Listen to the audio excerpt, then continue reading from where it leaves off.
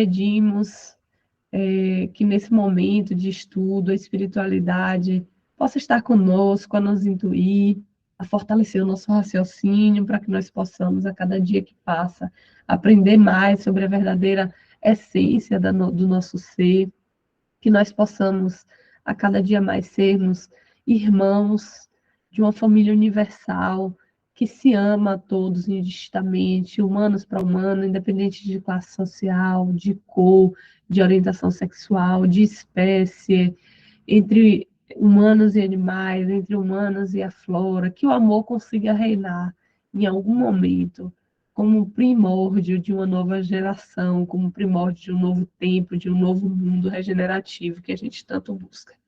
Nós possamos a cada dia colocar o amor como centro das nossas vidas, que nós possamos nos amar e a cada dia mais também nos instruir. Paz e bem. Então, nós iniciamos, né, na outra semana, o primeiro capítulo.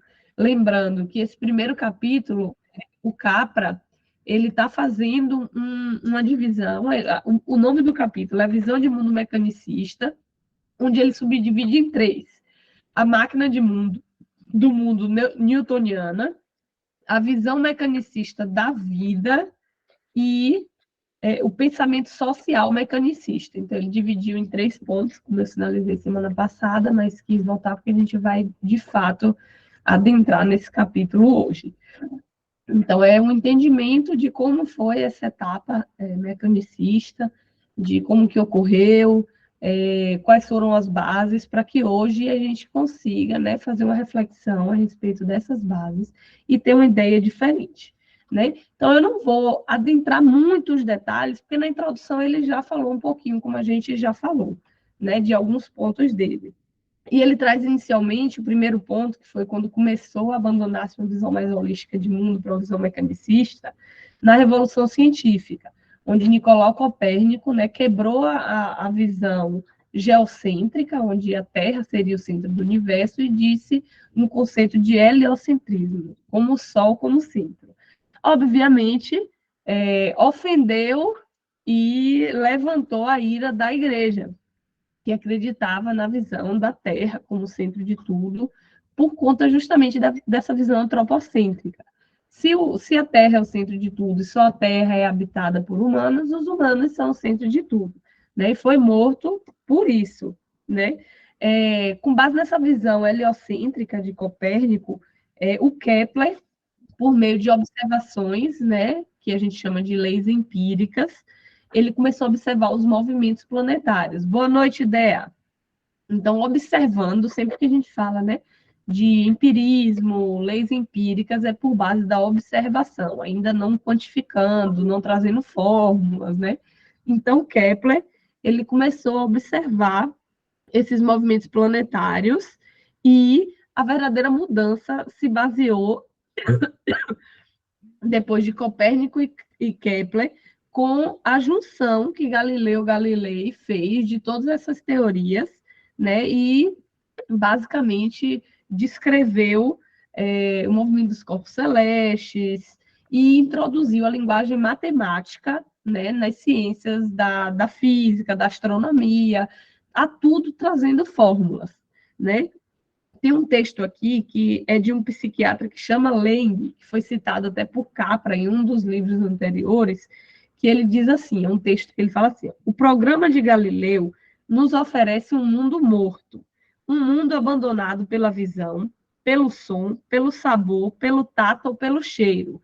Por que ele diz isso? Porque Galileu disse que todas essas questões, sabor, tato, cheiro e som, são questões que não podem ser medidas e quantificadas e, portanto, são subjetivas e deveriam ser excluídos do domínio da ciência. O que é que entraria na ciência? Tudo aquilo que pode ser metrificado e formulado, que uma fórmula pode descrever. E, à época, ele imaginou que o tato, o cheiro, o sabor, tudo isso não poderia ser medido em fórmula matemática, então não interessava a ciência, porque seria coisas muito subjetivas. E aí esse psiquiatra ele falou que Galileu ofereceu um mundo morto, onde, juntamente com esses, né, sabor, tato, cheiro, também se foram a sensibilidade estética e ética. Já que a gente não pode medir beleza e ética, a ciência cortou, né, do seu cabedal de estudo, tanto a beleza, a estética, como a ética, os valores, a qualidade, a alma, a consciência e o espírito. A experiência, enquanto tal, é atirada para fora do discurso do domínio científico, porque a experiência ela é individual. Eu posso ter uma experiência em uma palestra ou em um contato com uma pessoa totalmente diferente da de Luiz, totalmente diferente da de Maria, totalmente diferente da de Sandra. Cada um tem uma experiência, ela é subjetiva.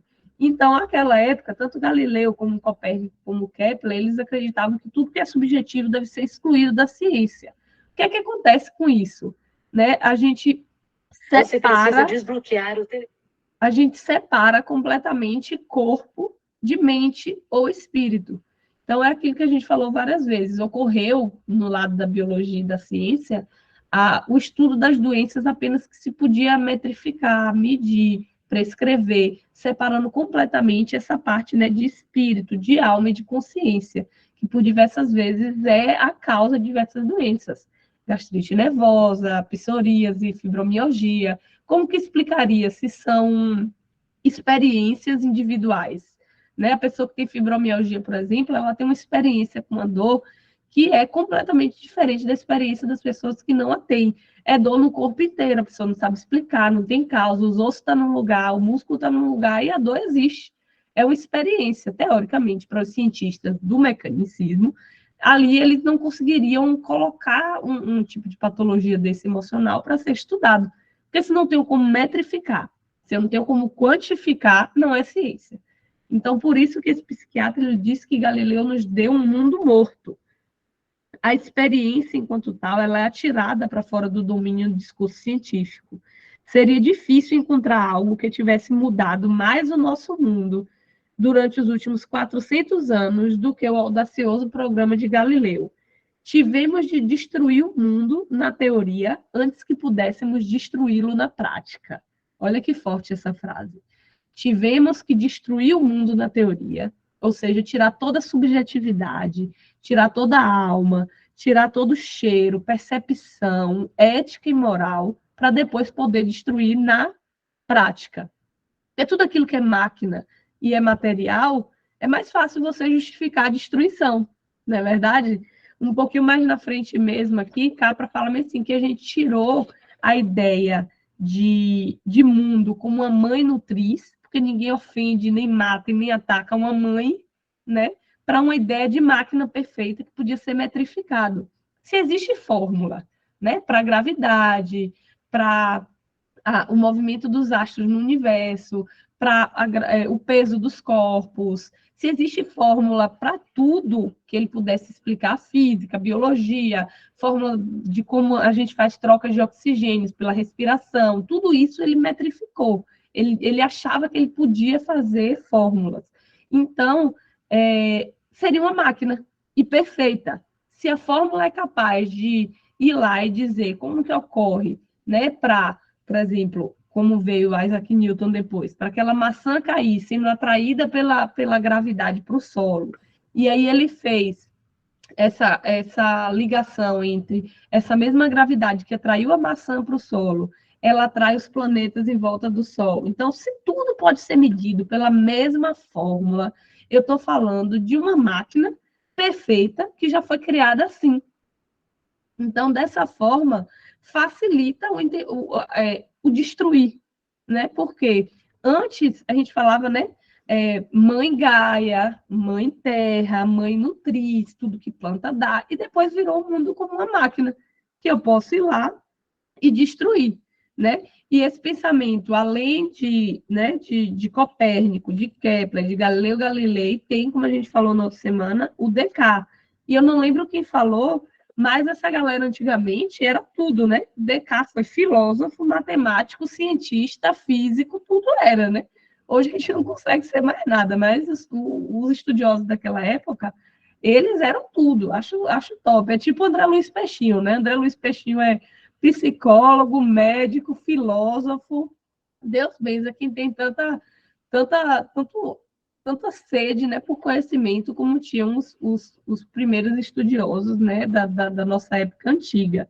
E Descartes ele era tudo, ele tem grandes livros de filosofia, grandes livros de ciência, sobre o método científico, né? E Descartes, ele acreditava que toda ciência ela tinha uma certeza absoluta daquilo que falava, né? E a gente viu um pouquinho mais na frente que a gente não pode ter certeza absoluta, que nossos conceitos hoje de ciência eles são limitados e aproximados. E Descartes ele acreditava que existia uma certeza do conhecimento científico. E ele cunhou, né, ele juntou todas aquelas medidas de gravidade, de distância dos outros cientistas e criou a geometria analítica, né, onde ele juntava as curvas geométricas, ele identificava essas curvas, ou seja, a queda dos corpos, a circulação dos planetas em volta, que eram curvas, por equações algébricas. Então, ele foi um dos cientistas que começou a dar fórmula a tudo, assim como Galileu, como Francis Bacon e como Copérnico. E ele trouxe para a gente aquela frase célebre que é: o penso, logo existo. Né? Essa é uma das mais clássicas de Descartes. E o que é que ele devia, o que é que ele trazia em relação a isso? Que só existia aquilo que pudesse ser estudado pela ciência. Só existia, ele duvidava tanto de tudo, que só existia alguma coisa que ele tivesse plena certeza da existência. E aí ele começou assim, se ele estava pensando a respeito de todos esses temas, o pensamento, ou seja, a mente, olha Descartes trazendo a mente, ela existe. E que a matéria, o corpo, ele poderia até não existir, mas que o pensamento, ele existe. Então, Descartes, ele colocou como a essência da natureza humana o pensamento. E esse pensamento, ele adivinha da mente. Ele não viria da matéria bruta. Só que o que é que ele fez? Ele separou mente de corpo. Ele não colocou como sendo, né, atributos de um ser que está ali unido, que a gente tem essas ligações, por exemplo, como eu sempre cito, da questão das doenças psicossomáticas. Ele colocou como coisas completamente distintas. E ele chama isso de método analítico do raciocínio. Se eu penso sobre todas essas questões, que eu duvido, que eu acredito que possa não existir, como a matéria, meu corpo, o mundo, as estrelas, os planetas, porque eu não tenho como provar em si a existência deles, o pensamento eu tenho como provar, porque eu estou pensando sobre essas coisas. É meio complexo, né? Mas é esse o sentido do penso, logo existo, que chama justamente, né, do pensamento analítico. Então, ele acreditava nesse pensamento analítico, que ele quebraria tanto os pensamentos, como as fórmulas, como as matérias em suas menores partes, para ir destrinchando, como a gente começou, né, na outra semana, que chama isso de reducionismo. Só que aí ele fez essa distinção, como eu falei com vocês, entre mente e matéria. E aí ele levou-nos a atribuir um valor mais elevado ao trabalho mental do que ao trabalho manual. E ele permitiu que enormes indústrias vendessem produtos, especialmente as mulheres, que tornariam, né, principalmente essa questão de mídia hoje, né, do corpo ideal, da estética, de todas as questões. E ele impediu, né, e continua a impedir os cientistas de levarem em consideração os aspectos psicológicos da doença. Então, quando a gente cita essas doenças psicossomáticas, é como se a gente não precisasse falar de mente, de espírito, de crença, quando a gente vai falar de doença. Então, por muitos anos, os médicos, eles separaram o que né, ele chama de res cogitans, que é a coisa pensante, do res extensa, que é a coisa extensa, infinita, que é a mente. Então, aqui, tanto a mente como a matéria foram criações de Deus. Olha aqui, Descartes ainda cita Deus em sua obra, que representava um ponto de referência comum, sendo a fonte da ordem. Para Descartes, a existência de Deus era essencial à sua filosofia científica. Mas no século subsequente, os cientistas omitiram qualquer referência explícita a Deus, embora desenvolvessem suas teorias de acordo com a divisão cartesiana. O estudo de humanidades, concentrando-se no res cogitans, a coisa pensante, e o de ciências naturais no res extensa. Ou seja, cada área aqui, ó, estuda o que é de sua alçada. As ciências da humanidade, as ciências sociais, vai estudar a mente, e as ciências biológicas vai estudar o corpo. Isso é um grande problema, né? E essa ideia de ver o corpo físico em si como uma máquina, né? Só que tinha um espírito, tinha uma mente aprisionada, que era o que ele citava, nos humanos, os animais como uma máquina, as árvores como uma máquina, o mundo como uma máquina, e a única diferenciação era que os humanos tinham uma mente que diferenciava, né? E hoje, enquanto espíritas, a gente sabe que essa mesma mente, agora ainda em rumo ao progresso, também existe nos corpos animais. E que esse corpo meu não é uma máquina exata, que a minha mente, o meu espírito, as minhas crenças e os meus valores têm influência direta, né, na minha saúde. Então, esse universo todo, para ele, era como uma máquina e justificou muito, facilitou muito a destruição desse universo como um todo, né?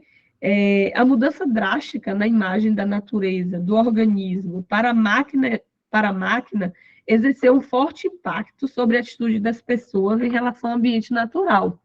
E aí tem uma mulher que chama Caroline Merchant, que ela falou o seguinte: a imagem da Terra como organismo vivo e uma mãe que cuida, que nutre, serviu como um limite cultural que restringia a ação dos seres humanos.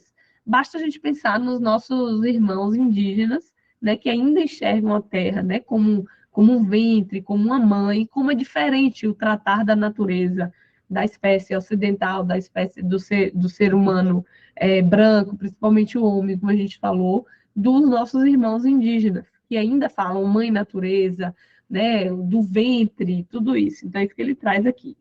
Não se mata prontamente uma mãe, não se escava suas entranhas à procura de ouro, e não mutila seu corpo. Quando a terra era considerada viva e sensível, também podia considerar uma violação do comportamento ético humano realizar atos destrutivos contra ele. Lembrando que Descartes falou muito claramente que aquilo que é ético, que é moral, é subjetivo, então não entra no campo da ciência. Então, é algo que não entraria. Então, em relação à biologia, em relação aos campos científicos, não importava a questão da destruição do planeta, porque era um outro ponto. E era uma máquina, você podia tirar dali tudo que necessitava, já que você, o único ser pensante, como ele achava, teria esse domínio, já que tenho certeza que eu existo, porque penso, logo existo, sobre tudo aquilo que seria natural. Então, essa visão cartesiana de universo como sistema mecânico forneceu uma sanção científica, é como se fosse uma autorização para a manipulação e para a exploração da natureza, que se tornaram muito típicas, né, da nossa modernidade. Né? O Descartes ele explicou extensamente como os movimentos, funções biológicas do corpo poderiam ser reduzidas a operações mecânicas, como que funcionava a troca de oxigênio entre nossas células, como que o sangue conseguiria oxigenar o nosso corpo. Então, o que ele conseguia mostrar? Que os organismos eram autômatos, que não tinha uma evolução ali, ele foi criado assim, de tal forma, e era automático, uma máquina, como um computador que a gente liga e a gente tem previsibilidade do que vai acontecer, a não ser quando está com vírus, né? Mas normalmente a gente liga um computador e a gente entende basicamente tudo que vai acontecer, porque alguém estudou a fórmula química para eu apertar no botão, para ele ligar, de na hora que eu apertar no botão ele desligar, de quando eu quiser resetar, de quando eu quiser abrir uma página da internet. Então, dessa mesma forma, ele entendia que era tudo, todos os corpos, animais, humanos, como matéria, como uma máquina em si. Só que o ser humano, ele tinha uma distinção que ele tinha um espírito, né?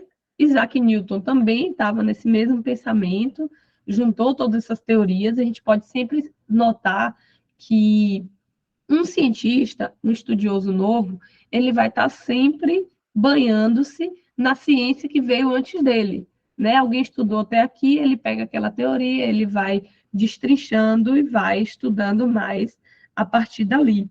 Né? E Newton, ele supunha que toda a matéria ela era homogênea. Né? Ele explicava que a diferença entre um tipo de matéria e outra não estava no que os átomos tinham diferentes pesos e densidades. Por exemplo, diferença do peso da densidade do átomo quando está no estado gasoso e do peso da densidade quando está no estado líquido, de átomos diferentes. Ele achava que não era assim. O que ele achava é que existia uma compactação de átomos num corpo mais denso e num corpo mais denso ou menos denso. E esses blocos de construção de toda a matéria podiam ter diferentes materiais. E, portanto, tudo que existia tinha o mesmo material, esses mesmos átomos. Ele não entendia como diferentes átomos, como diferentes pesos determinariam diferentes matérias. Então, ele acreditava que, no princípio, Deus havia criado, como diz aqui, né, que está aqui, ele ofereceu imagem clara como imaginava a criação do mundo por Deus. Esse é um texto de Isaac Newton. A mim me parece provável que Deus, no princípio, formou a matéria em partículas sólidas, massivas, rígidas e impenetráveis, móveis, de tamanhos e figuras tais, ou com tais proporções, e em tal proporção com relação ao espaço. Sendo assim, nenhum poder ordinário, nenhum poder sem ser Deus, poderia ser capaz de dividir o que o próprio Deus fez na primeira criação. Então, o que, é que ele imaginava? Que todas as espécies que existem aqui hoje tinham sido criadas por Deus. A gente sabe, né, que um pouquinho mais para frente essa ideia ela foi quebrada pelo pensamento evolucionista de Charles Darwin. Então, como ele acreditava que Deus criou as partículas materiais, né, ele criou da forma que tem toda a matéria, né, e as leis fundamentais de forma determinística, ou seja, não haveria evolução. Tudo que Deus criou foi ali, não vai mudar, porque ele foi criado, ele criou dessa forma, essa matéria densa, e ninguém mais poderia, né, destruir. Nos séculos subsequentes, a ciência tornou cada vez mais difícil acreditar num Deus criador, e assim o divino desapareceu completamente da visão de mundo científica, deixando atrás de si um vácuo espiritual que se tornou característico de uma corrente principal da cultura moderna. Como que a gente pode até justificar como Deus sumiu da ciência? Porque se alguns cientistas disseram que essa matéria foi criada como tal, que toda matéria é diferente, aí vem um cientista um pouquinho mais na frente e identifica que a matéria evolui, né? Que nem todas as espécies foram criadas no início, com o estudo dos fósseis, com o estudo da seleção natural de Lamarck e de Charles Darwin, que o átomo ele não é indivisível, que a gente consegue dividir o átomo em partículas menores, em elétrons, em prótons, em nêutrons, e menos ainda em prions, quarks, em matérias menores. E os cientistas anteriores falavam que Deus fez daquela forma. Então, a ciência moderna começou a achar difícil encaixar Deus nessa teoria evolucionista, né? O que não quer dizer que nós, enquanto estudiosos do espiritismo, não façamos isso e muitos outros, porque o próprio Isaac Newton, o Charles Darwin também sempre colocavam Deus na equação, porque se a gente for retroceder, vai chegar um ponto que não tem como a gente explicar sem a existência de Deus, né? Não tem como. Então, a base filosófica por muito tempo, isso daí, Albert Einstein também, a base filosófica, por muito tempo, né, para essa secularização da natureza, foi justamente essa divisão entre a mente distinta do ser humano e a matéria que eu posso destruir, porque é só uma máquina e a gente pode distinguir matéria e ciência dos nossos valores pessoais, né? Então, essa imagem do mundo como uma máquina perfeita foi introduzida por Descartes, foi reaprovada por Isaac Newton por meio das suas fórmulas, né? E naquela época, Isaac Newton era o bambambam, bam, bam, assim como hoje a gente fala de Albert Einstein, né? A gente fala, poxa, Albert Einstein, grande pensador, que mudou tudo do pensamento físico antigo, com a teoria da relatividade, e a gente ainda está estudando essas questões que Albert deixou, e a gente ainda nem entende muitas delas. Aquela época, Isaac Newton era esse homem, era o Einstein que a gente tem de outro dia, era o cara que foi o pensador, que pensou no estudo dos corpos, celestes, e que todas essas grandezas, todas essas forças que atuavam nos corpos celestes, também atuariam nos nossos corpos na Terra, nos nossos átomos, né, em tudo que existe. Então, Newton tornou-se o símbolo, né, dessa máquina perfeita. Então, naquela época, todos os cientistas pensavam de forma muito semelhante, né, até vinham as descobertas um pouco mais na frente. Né? O que aconteceu depois é que começou-se a estudar a teoria do calor e começaram a reduzir a teoria do calor também a essa mecânica, né, de diferentes blocos de matéria. E ele coloca assim, ó, finalmente, até mesmo a teoria do calor pode ser reduzida à mecânica depois que se compreendeu que o calor era uma energia gerada por um complexo movimento de gingado de átomos e moléculas. Né? Quando a gente aquecia ali, o calor ele é essa expansão molecular. Então, até essa, esse, essa parte da ciência, que é o calor, conseguiu ser restrito à questão cartesiana numérica. Então, não era nem o calor, era mais subjetivo. Porém, né, essa mecânica newtoniana, ela se estendeu por bastante tempo, né, estudando o comportamento dos sólidos, dos líquidos, inclusive fenômenos de calor, do som, né, que se movimentava como partículas no ar. E essa mecânica ela conseguiu explicar tudo. Imagine aí, um cara que fez um pensamento que conseguia explicar desde como os astros se moviam, desde o som, o calor, o que mais aqui? Os gases, os líquidos, tudo ele conseguia explicar. Quando começou lá para o século XX, bastante depois, começou a observar-se, a estudar algumas outras propriedades dessa matéria em si, que fugiria desse método cartesiano. E o que seria Faraday e Maxwell começaram a estudar o eletromagnetismo, o entendimento, né, que a gente hoje se utiliza bastante no meio espírita para os passos. É um estudo fluídico de magnetismo, e aí a gente começou a ver, opa, não é tão simples assim, não é tão reducionista assim, explicar tudo como uma matéria, como uma máquina. E eles observaram que fenômenos elétricos e magnéticos que envolviam um novo tipo de força não podiam ser descritos por meio do modelo mecanicista. Aí a gente começou a quebrar essa ideia de mundo completamente material. Eles começaram, né, Faraday e Maxwell, começaram a entender que a luz ela é um campo eletromagnético. E eles até tentaram encaixar essas ideias de campo eletromagnético no pensamento mecanicista, dizendo que, teoricamente, a luz ela se dissiparia num éter e que, portanto, era a mesma coisa de uma matéria, mas a gente entende que esse campo luminoso ele existe independente dele estar inserido em algum fluido, no éter ou em qualquer coisa. O campo de luz, nesse campo eletromagnético, ele é uma propriedade por si só.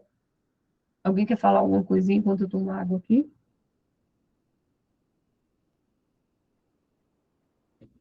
Um pouquinho mais na frente, como eu falei, veio o pensamento evolucionista, que foi de Lamarck e de Charles Darwin, onde, primeiro, o eletromagnetismo destronou a mecânica newtoniana e depois veio a ideia de evolução, com o estudo da geologia dos fósseis, observar que esses corpos que estão aqui hoje não eram os mesmos corpos de 2 milhões de anos atrás. Como que eu explico isso? Se, pelas teorias anteriores, essa mesma matéria que residiu no início do universo seria a mesma que está aqui hoje, porque esses cientistas eles acreditavam que, da mesma forma que Deus, né, colocou lá no início, estaria aqui hoje, que não tem como quebrar, que não tem como mudar, que é determinístico.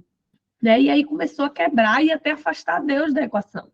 Porque começou a ver que, com o estudo dos fósseis, das camadas de geologia, as teorias de evolução foram começando a se firmar como corretas. Lamarck, ele foi o primeiro cientista a falar sobre essa teoria, da evolução, só que ele teve um erro no caminho. Lamarck, ele acreditava que, a depender do uso ou desuso, eu desenvolvia uma característica, né? Como é que Lamarck acreditava? Vamos dar o exemplo clássico das escolas, né? Tinha girafas, né, que tinham pescoços curtos. Só que os alimentos estavam muito alto nas árvores. Então, essas girafas começaram a esticar os seus pescoços para conseguir comer. E por meio desse uso do esticar o pescoço, ela conseguiu passar essa característica que foi adquirida para seus filhos. Então, essa é a teoria de Lamarck. Charles Darwin, ele destronou essa teoria, porque seria como se a gente malhasse, vou malhar hoje, ficar forte, e essa questão adquirida minha eu iria passar pela minha genética. Então, isso não faz sentido, essa teoria do uso e desuso. Como foi que Charles Darwin cunhou a evolução?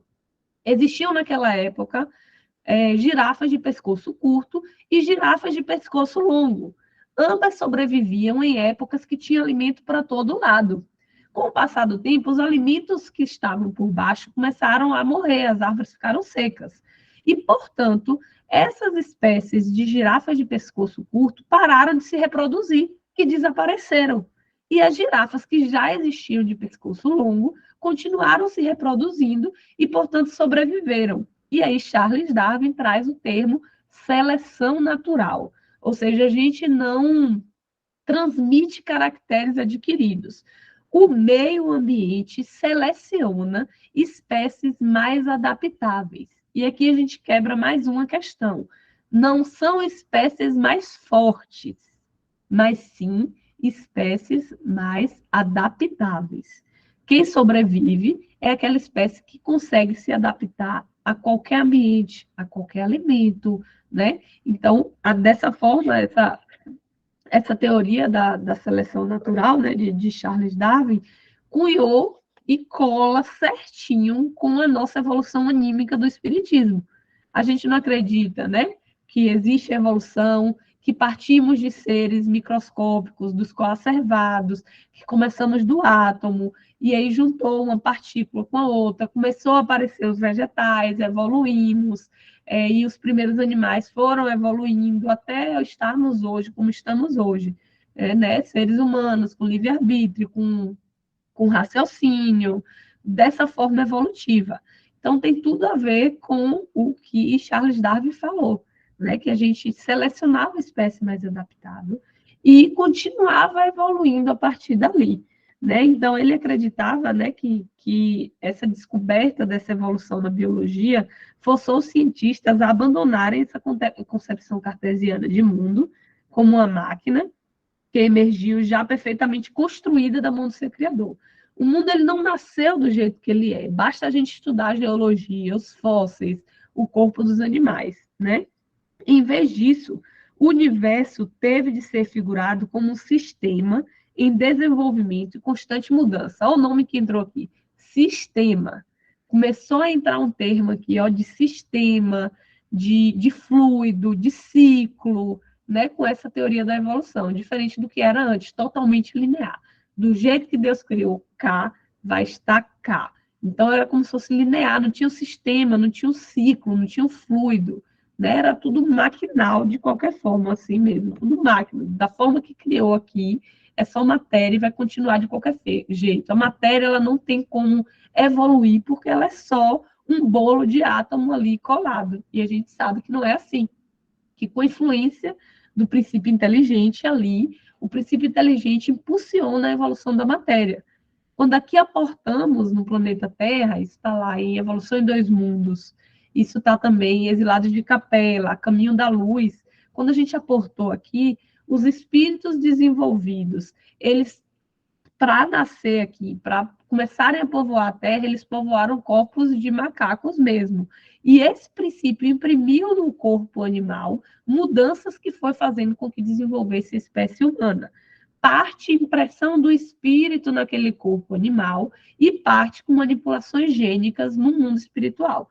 Tanto que esse elo entre a fase animal e a fase hominal, acredita-se que ocorreu fora da Terra e não aqui. Então, um princípio inteligente, um espírito, aportou num corpo de um macaco, um espírito já com livre-arbítrio, com intelecto, com tudo, e impulsionou naquela matéria, nesse corpo físico, o início de um desenvolvimento material, ou seja, a matéria, ela evolui também, não é só o espírito. Então, já quebrava aquela ideia anterior de que do jeito que Deus colocou ali, vai desde sempre as mesmas espécies novas não surgem, não evolui, porque se Deus botou, não é para evoluir, porque Deus botou e era perfeito. Então, fez com que muitos cientistas pararem de acreditar em Deus quando tinham essa prova de que ninguém não nasceu perfeito, nasceu simples e ignorante, como nos diz a doutrina espírita, e foi evoluindo com o próprio intelecto da espiritualidade, da mente que está inserida nesse contexto mente e matéria, não separada, como Descartes achava, não tem como estudar junto, né? Mente e matéria. E aí, aqui para o finalzinho do capítulo, ele traz uma questão a respeito da termodinâmica. Quando a gente fala em termodinâmica, é aquela ideia da conservação de energia. Em todo o sistema, né, o que é que utiliza muito para essa conservação de energia? Usinas hidrelétricas, que transforma aquela energia, né, da água em energia elétrica para as nossas casas. Essa possibilidade que a gente tem hoje das energias elétricas por meio das usinas é justamente por essa lei da termodinâmica. Essa lei da termodinâmica, ela diz que num sistema fechado, a energia daquela equação, ela não se perde, ela pode ser transformada. Ou seja, se eu tenho energia ali da água, quando no final daquela equação eu consigo uma energia elétrica, é porque eu converti uma energia ali, que já tinha anterior dessa água, para fazer uma energia elétrica. Então, ele dizia que toda uma equação não existe perda de energia, que nada se perdia, que essa energia ela podia ser transformada. E isso foi a lei da termodinâmica, que deu origem às máquinas a vapor, às máquinas produtoras de calor e tudo isso. Só que ele diz que essa energia útil, com o tempo, ela vai ser dissipada em calor e atrito. Não está zerando, ela é dissipada daquela equação, em calor e atrito. Com isso aqui, surgiu um termo que chama entropia, que é a medida da desordem. O que quer dizer essa ideia? Ele diz que os fenômenos físicos, eles têm uma tendência à desordem. Olha, lá na frente, Charles Darwin e o próprio Lamarck diz que a tendência é uma evolução para a perfeição e para o equilíbrio, não é verdade? Já aqui, na física, na lei da termodinâmica, por conta dessa ideia de perda de calor, de perda de atrito, de energia ser transformada, existe uma tendência à desordem. E que a energia mecânica é sempre dissipada em calor, que não pode ser 100% recuperado. Se transforma em outra energia, não se perde, não vira nada, né? Se transforma em outra energia. E esse calor, ele não pode ser 100% recuperado. Então, existe um exemplo que ele dá para a gente explicitar isso aí. A gente pode misturar num ovo a clara e o ovo, mas a gente não pode desmisturar, né? A gente tem como separar ali, depois de tudo misturado, não tem como. Então, ele fala que essa ideia, que nessa ideia existe um termo que chama entropia, que mede o grau de desordem do universo.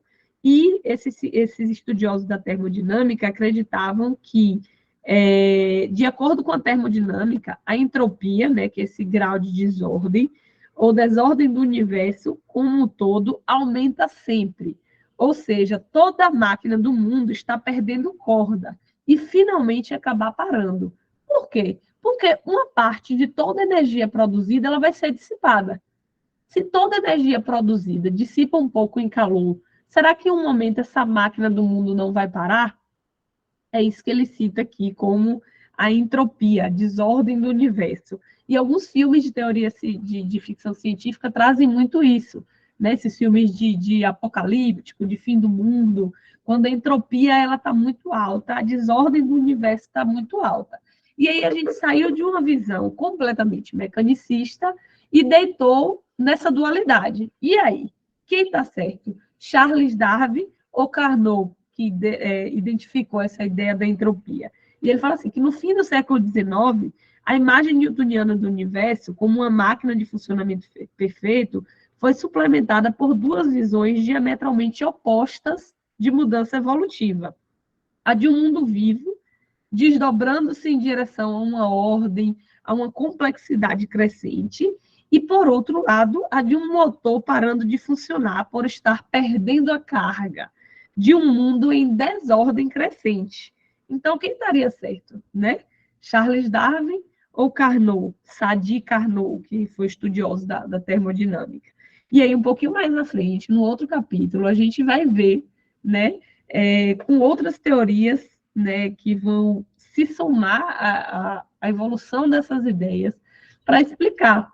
Né? Vem, por exemplo, um pouco mais na frente, com o auxílio, né, de Einstein, a teoria da relatividade, a teoria quântica, que, por exemplo, abalaram todos os princípios, todos os principais conceitos da visão de mundo cartesiana, da visão de mundo newtoniana. Né? A teoria da relatividade, que Albert Einstein criou, põe realmente uma relatividade até no tempo, que para Isaac Newton era absoluto. Tempo era absoluto. Tanto que o tempo ele é praticamente uma constante nas equações da época de Charles Darwin, de Isaac Newton. E Albert Einstein colocou o tempo como relativo, o espaço como relativo. Né? Então, as noções de espaço absoluto, de tempo absoluto, de partículas elementares sólidas, de substância material fundamental, de natureza estritamente causal, dos fenômenos naturais e de descrição objetiva da natureza, com certeza começou-se a alterar no século XX. Nenhum desses conceitos poderiam ser mais entendidos, né, pelo novo domínio que a física estava avançando, pela teoria quântica, teoria das cordas, teoria da energia, tudo isso. Então, a gente pode observar como as ideias elas vão evoluindo, e a gente finalizou esse primeiro subcapítulo do capítulo 1.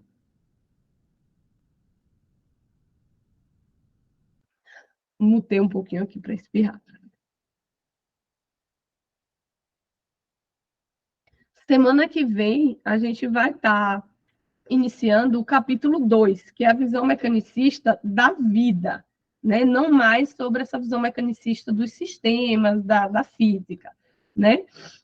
Aí, depois dessa visão mecanicista da vida, vai ter o pensamento social, mas eu acredito que na aula que vem a gente consiga ver só essa parte da vida. Então, a gente parou hoje na página 60, e semana que vem a gente entraria na 61. Acho que vai ficando mais light quando a gente começa a sair dessa parte de cartesiana, de fórmula, que a gente começa a entrar na parte que a gente quer mesmo ver do holismo. Né? Mas, como eu falei anteriormente, a gente precisa entender, né, para aí a gente até escolher que visão de mundo eu quero ter.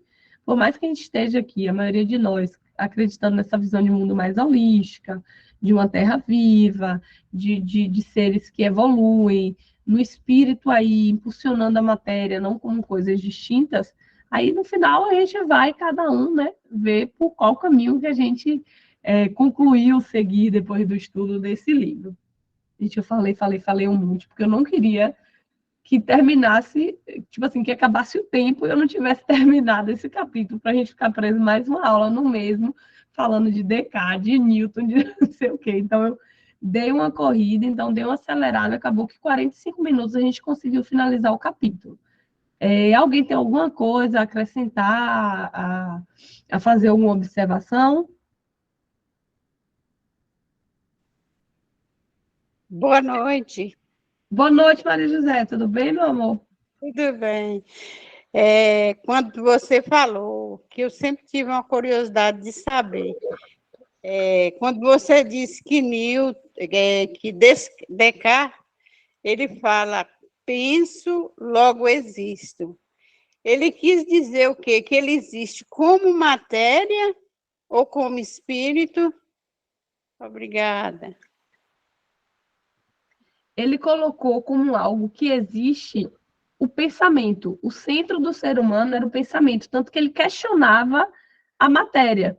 Ele falava: será que esse meu corpo existe mesmo? Eu sei que o pensamento existe, mas será que esse meu corpo existe? Será que o planeta existe? Né? Então, a existência de algo que ele podia atestar era do ser espiritual, porque era do pensamento e da mente, por mais que ele colocasse separado, completamente separado um de outro. Mas o foco central foi a mente, o pensamento mesmo. Tem algum Certo. Então filósofo aqui para ajudar a gente? então ele duvidava da matéria? Ele duvidava da existência da matéria, menos da mente. Ah, entendi. Menos da mente. Obrigada. Obrigada. Nada. Porque ele achava que ele não conseguia provar tudo. Porque ele Ah, só sim. conseguia entender que era completamente, que ele tinha certeza que o método científico existia, certeza de algo que ele pudesse provar. E, portanto, só existiria porque ele pensava. Que algo que ele não Entendi. podia dizer que não existia era o pensamento, porque ele estava pensando ali. Entendi. Eu vou tentar dar uma lida até mais profunda a respeito, para ver se a gente pode voltar a conversar a respeito disso, que pode ter algum entendimento diferente. Mas por aqui, que não é, né, uma profundidade de temática justamente só dessa questão, o que eu entendi foi esse. Mas vamos tentar ler para ver se alguém tem uma ideia diferente do Penso Logo Existo. Pode falar, Dea. Não, é porque, na verdade, né, ele questionava tudo, né? Isso. E, para ele, a única certeza que ele tinha realmente era aquilo que era palpável, né? Porque ele falava que todas as teorias científicas poderiam ser substituídas, não havia nenhuma certeza, né? E, assim, ele falava que a única certeza que ele tinha era justamente a dúvida. E eu, na minha percepção, né, e assim, um pouco que eu já li, ele tinha muito isso como algo para que ele, assim, tudo para ele tinha que ter um método de comprovação, né? O que você falou muito sobre a questão da crença, né? Ele, se não fosse algo material e que ele pudesse apalpar e provar, ou visualmente, ou mesmo através de alguma formulação científica, aquilo para ele não era uma realidade. Então, assim, o espírito, nem do ser humano ele considerava que aquilo ali era algo que podia ser, de alguma forma, aventado, né? Então, assim, é tanto que ele que criou a ideia do animal-máquina, né? Porque se para ele o ser humano já era algo tão imaterial, né, que ele não conseguiria jamais conceber a ideia de uma alma, imagina um animal. Para ele era algo que ele tinha que, de alguma forma, definir. Por que que ele anda, por que que ele respira, né, tudo de forma autômata, né, como ele mesmo foi uma das pessoas que mais prejudicaram, de alguma forma, essa questão da ética animal, né? Justamente por considerar que tudo tinha que ter algum propósito, e uma prova científica que não fosse aquela além do mecanicismo, né? Mas é isso que você falou, mas é algo bem complexo, tinha que ser um filósofo mesmo para dar uma luz melhor para a gente, né? Por que ideia? Veja se você consegue entender. Quando ele falava assim que a única coisa que ele podia ter certeza que existia era porque ele pensava, teoricamente, então ele valorizava muito essa questão da mente, né? Só que, por outro lado, ele queria provar tudo por meio de fórmulas matemáticas. Isso, porque ele falava que a única certeza que ele tinha era a dúvida, né? Ou seja, nada que não pudesse ser comprovado. Então, assim, ele trazia tudo muito para essa questão da mecânica, né? Ou seja, os animais são como máquinas, se eles choram, se eles uivam, é porque eles têm, de alguma forma, aquilo ali é como se fosse uma máquina que tivesse rodando uma roda e aquilo ali tivesse, de alguma forma, um ruído, né? Então, assim, ele sempre tentava comprovar na teoria dele que aquilo ali não poderia ser simplesmente um movimento como humano, né? E nem próprio ser humano, pelo que a gente lê, para ele era algo muito que ele considerava como além da própria matéria, né? Então, assim, aparentemente foi uma das pessoas que de alguma forma, mais causou essa ruptura, né, do espiritual com o mundo físico, né, porque ele tinha isso muito forte, e ele defendia de forma muito enfática, né, e é tanto que essa teoria do animal-máquina, ela, até pouco tempo atrás, era considerada como verdadeira, né, e até hoje, para muita gente, ainda é, né. É isso que eu ia falar até hoje para muita gente. Ó, Sandrinha levantou a mão, Sandrinha já estudou filosofia, ela vai ajudar aí. Diga, Sandrinha. Eu estou bem enferrujada nos estudos, mas ele pode-se dizer que ele foi a primeira pessoa a criar o teste de laboratório, né? Que ele pegava os animais e abria para observar o que é que tinha dentro e analisar. Eu esqueci o termo que se usa, é dissecação. Como é o nome do termo? Quem sabe aí? Dissecação. Dissecação. Exato. Ele fazia isso com os animais. Então, eu acredito que ele tenha sido a primeira pessoa a utilizar a experiência com os animais. Foi ele, com certeza. Que ele utilizava dessa técnica até mesmo para estudar matéria, né? A matéria que ele na realidade, ele não tinha essa coisa, se existia, se não existia. Ele pegava uma cadeira e ficava pensando, essa cadeira aqui existe ou essa cadeira aqui não existe? Então, era meio assim, cartesiano mesmo, né? Tudo era cartesiano. E é justamente essa ideia, Sandrinha, de... Tipo assim, ele podia fazer testes em animais que para ele eram máquinas só. Era como se eu pegasse aqui e abrisse essa caneta. Então, não tinha problema, porque era como se eu abrisse essa caneta, como se eu abrisse esse livro, que não tinha problema, era só máquina, era só um bolo de matéria que estava ali, né? E o que eu ainda fico mais ainda, assim, reflexiva a respeito dessas questões é, apesar de tão inteligentes, não conseguiram identificar uma diferença primordial entre a matéria bruta e os corpos de animais. Como não, né?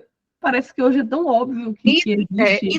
Interessante nisso é que Aristóteles, ele estudava a matéria e ele via na matéria a potencialidade, né? Ele ia longe, então existia aquela potencialidade, uma árvore que ia virar uma árvore, mas começava pela semente, essas coisas, ele tinha isso. E Descartes não, ele já foi para a experiência mesmo em relação aos animais, né? Então, ele era mais assim, eu diria, mais matemático mesmo. Ele queria chegar ao denominador comum. Eu abri aqui no Google um textozinho, né, que dá uma explicaçãozinha também a respeito desse cogito ergo sum, que eu penso logo existo, né?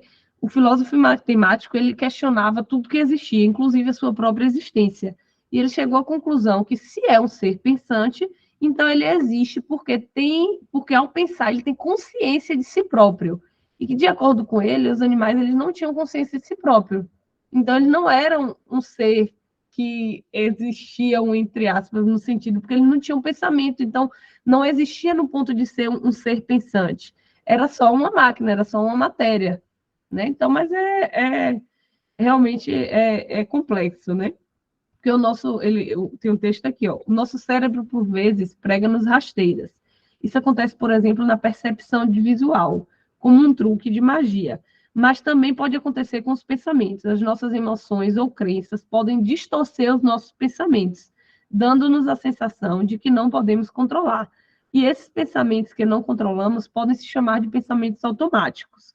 O pensamento automático surge perante um estímulo, algo que o provoca. Por exemplo, se eu estiver triste, um filme que não tem um final feliz, pode ser um estímulo para eu pensar, nunca vou ser feliz. Então, essa questão do pensamento em si, né, ela é bem abstrata.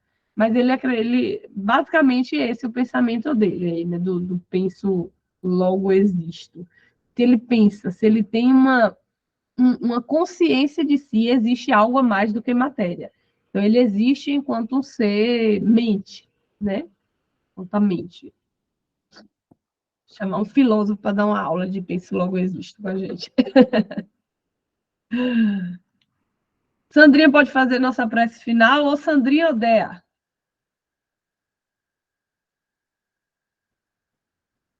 Olha, as duas ficou quieta. Ô, Kessia, eu ia falar uma coisa, mas... Eita, a outra já colocou... Eu ia falar que era ela me colocou na Belinda aí. Aproveite aí que você está com a voz. Faça uma precezinha para a gente. Que Jesus abençoe esse momento, que a gente possa pensar em tudo que a gente está estudando e levar para o campo espiritual, para o campo da sensibilidade, do amor ao próximo ser humano, ao próximo animais, ao próximo natureza, ao próximo tudo, porque tudo está conectado, todos nós estamos conectados. Então, que Jesus nos abençoe e nessa conexão divina possamos ter uma noite abençoada, iluminada e com muita saúde, com muita paz, com muita alegria. Que Jesus nos abençoe, que assim seja. Que assim seja. Paz e bem, meu povo. Até semana que vem, no mesmo horário. Iniciando já no capítulo, no 1 ainda, subcapítulo 2, página 61, tá? Beijos, beijos.